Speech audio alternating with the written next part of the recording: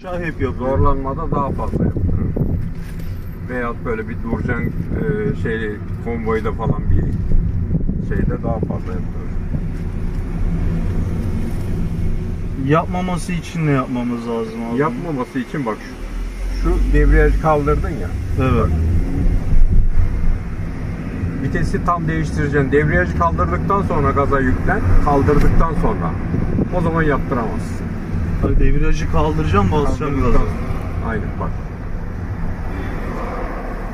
Bak şu anda taktık, tamam mı? Evet. Debriyajı kaldırdım ben. Tamam mı? Evet abi. Önce debriyaja bastım. Gaza basmadan önce debriyaja bastım. Gazı tamamen bırakıyorum. Şimdi duyamıyorsun bak. Normal kullanayım şimdi bir de. O zaman duyarsın. Motora bir sorun olmaz diyorsun. Kesinlikle değil. Bu abi öyle bir ses geliyor ki diyorum herhalde vidalar mı gevşiyor? Ya akısların çarpılma sesi. Yani şanzıman dişlilerinin. Motorla alakası yok. Bir sıkıntı olmaz. Kesinlikle olmaz. Bu şikayetle gelen oldu mu abi? Çok oldu. Haddinden fazla.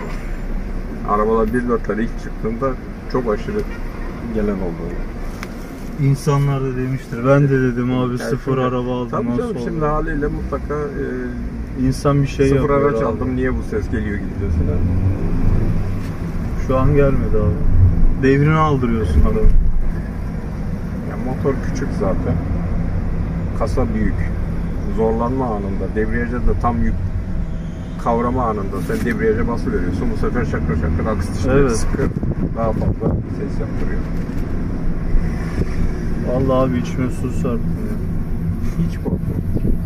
Ya patlasın. Ben kıl bir insanımdır ya abi. Araba patlasın anasını satayım. Şanzıman patlasın. Ne korkuyorsun ki? Garantin var. Ne korkuyorsun? Komple şanzıman takılır.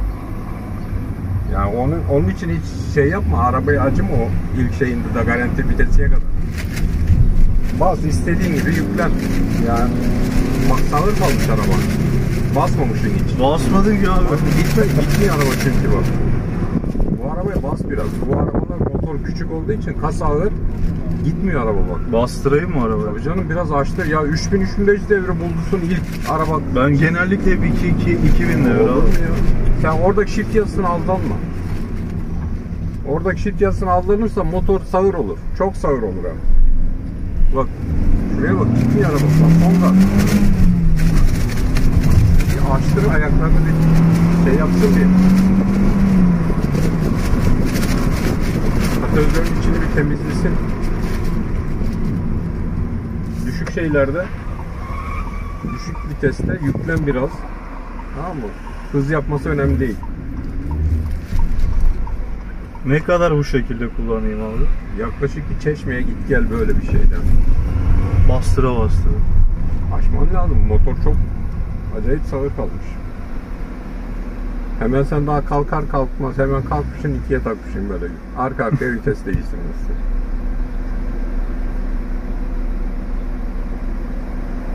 Bir tane içeride var bak. 1.4 var. 4000 kusurlarda herhalde o da. Onda da cartlama vardı viteste.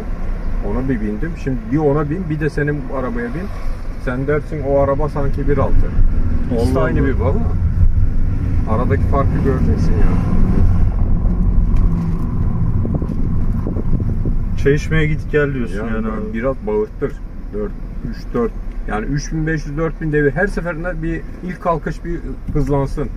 Yüksek devirde vites değiştir. Anladım.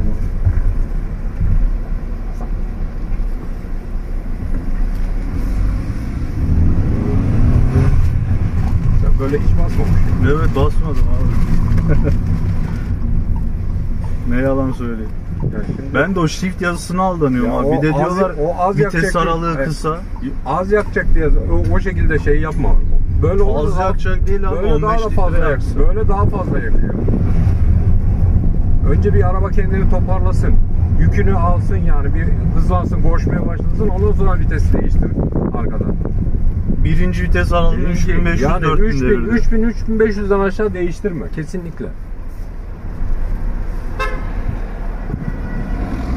Bak. Buralara kadar geleceksin her seferinde.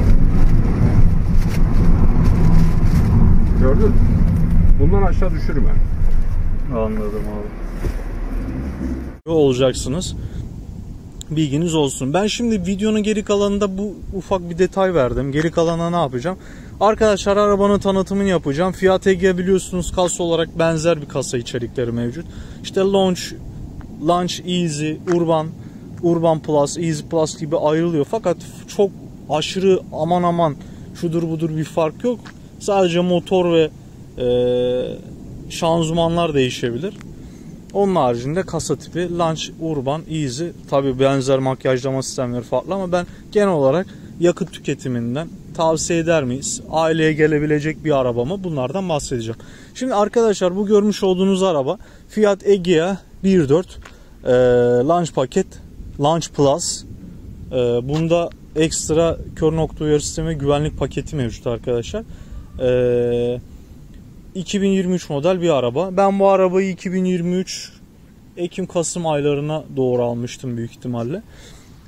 Arabayı da takrib olarak 1 ay 2 ay sonra 1 sene olacak bende. Arabayla çok fazla kilometre yapmadım fakat inşallah bir ay sonra bir uzun yol seyahatim olacak. 2000 kilometre, 2500 kilometre yapacağım. O zaman uzun yolda daha iyi verim alıp bunun da videosunu yapacağız. Arabanın yakıt tüketimi şehir içi arkadaşlar. Bastırdığınız zaman 8-9 litre.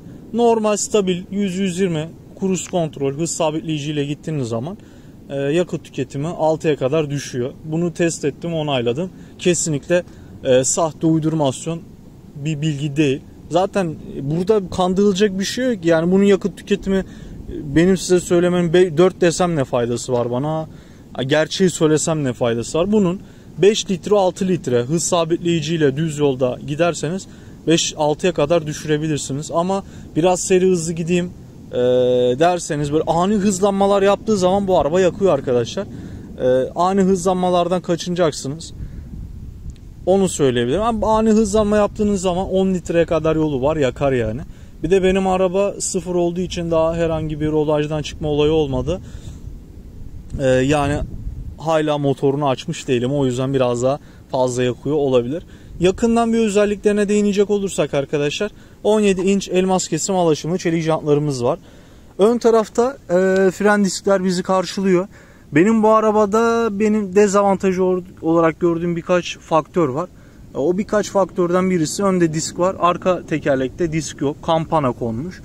1.4 motor seçeneklerinde niyeyse hep önde disk oluyor. Arkada kampana oluyor. Yani trafikte arabanın zaten yan taraftan jant lastiğine baktığınız zaman 1.3, 1.4, 1.6 seçeneklerini anlayabiliyorsunuz. 1.3'ün diskleri bir tık daha ince oluyor. Ön fren diskleri. 1.6'nın da her iki tarafta da fren diski koyuyorlar arkadaşlar. Ama gözümden kaçmış olabilir. Bir tık daha küçük olduğunu biliyorum ama 1.4'e göre. Arka tarafında var mı yok mu pek emin değilim. Belki olabilir de bilemiyorum. Ama 1.6'da arka tarafta da önde de fren diski mevcut arkadaşlar. Bilginiz olsun. Bakın Egea'da arka tarafta fren diski yok. Bir de benim bu arabada başıma gelen komik bir detay daha mevcut.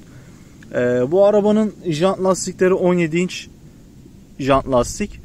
Ben bu arabayı ilk aldığımda bir ay sonra falan şeye götürdüm. Bir yakıt aldım. İlk aldığımda da almıştım zaten, doldurmuştum. Sonrasında bir ay sonra doldurdum. O zaman ben bunun tekerlek basıncına bakayım dediğimde 41 PSI olarak ölçtüm. Tabi biz hiç 17 inç kullanmamışız. Hep aklımızda 16-15 inç olarak gelip geçiyor. Sonrasında dedim adım nasıl olur 17 inç. 17 inç diyorum, 41 PSI. Ben bunu aldım düşürdüm. 15 inçteyken 33 yapıyorduk. 36'ya düşürdüm. Arkadaşlar alırsanız eğer 17 inç lastikte benim gibi bir hataya düşmeyin. Arabanın lastik PSI değeri 40-41 önler. Arka taraflar 38-39. Yolcu kapasitesine, doluluğuna göre değişir. Bilginiz dahilinde olsun. Ufak bir detay ama bilmediğim için öğrenmiş oldum ben de. Bilginiz olsun diye söylüyorum bunu. Şimdi bu arabada göstereceğimiz başka ne gibi özellikler var? Arkadaşlar arabamız geri görüş kameralı, makyajlı. 2023 model araba olduğu için bir tık daha bu araba makyajlı olarak bizlere geliyor. Arabayı dün yıkadım. Umarım videoda da temiz çıkıyordur. Yani temizledim. Genel olarak her tarafını yıkadık, sildik. Bir de bende bir hastalık vardır. Arabayı silerim, yıkarım.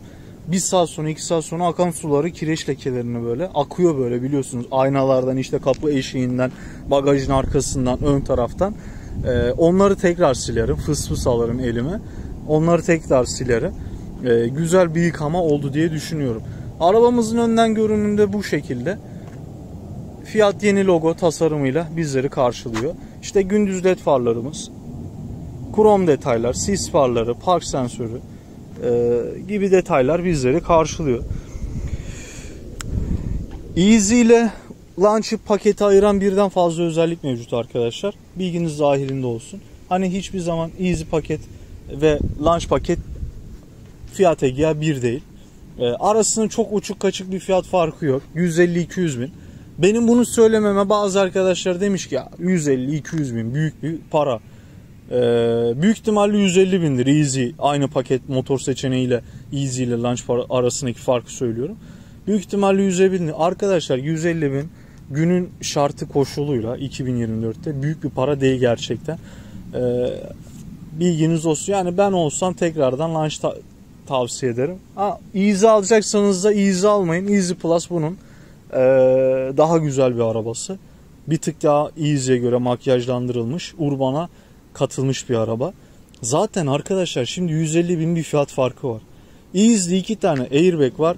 2 tane hoparlör var. Launch'ta 6 airbag, 6 hoparlör mevcut. Easy'de 15 inç çelik plastik jant var. Launch'ta 17 inç elmas kesim çelik jant var.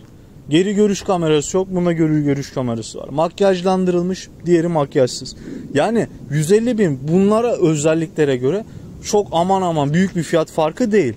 Benim dile getirmek istediğim olay buydu. Yani tavsiye veriyorum burada ben tamamen. Hani onu al bunu al gibisinden bir şey değil. Ben kendim olsam Easy Plus, Launch arasında Easy ile Easy Plus arasında. Easy Plus, durumunuz biraz daha iyiyse Launch daha iyi bir araba. Easy Plus'a göre, bilginiz olsun. Onun haricinde arkadaşlar arabanın yola tutuşu, viraj dönüşü, şekli, şemali, böyle ya ne bileyim, herhangi bir arabanın yanına koyduğunuz zaman diğer arabanın, yani lüks otomobil olsa dahi şekil olarak diğerinden aşağı kalır bir yanı yok. Modifikasyona çok uyumlu bir araba. Ön lip, arka lip buna taktığınız zaman belki basıp basmamak size kalmış bir şey. Bir tık da basarsanız ya. Bir de yarası ayna bu arabaya çok daha güzel olacaktır. Zaten makyajlı kasası bunun gerçekten güzel. Arka stoplar bunun filmli arkadaşlar. Görsel güzel bir bize izlenim ve zevk sunuyor. Kanalımızda birçok video mevcut. Fiat Egea, Renault grubu araçların. Oralardan bakabilirsiniz. Sormak istediğinizi sorabilirsiniz. Allah'a emanet olun. Sevgi ve sağlıcakla kalın arkadaşlar.